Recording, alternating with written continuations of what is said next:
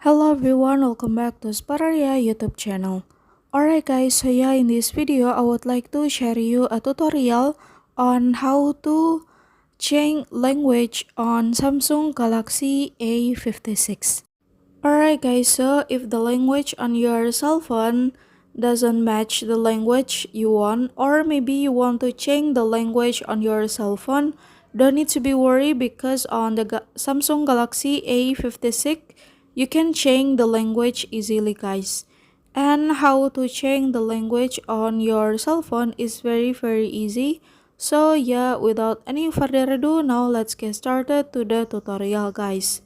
Alright, so the first thing first that you have to do is, of course, now you can go to settings menu, and then now you can scroll down until you found the menu general management. You can click, and then now here you can click on language, and then now you can click add language, and then now you can choose for whatever language you want. Example, I choose Indonesia. And then so yeah, you can set up the language, and here's the language on your cell phone has changed. Okay guys, thank you so much for watching and see you on next video.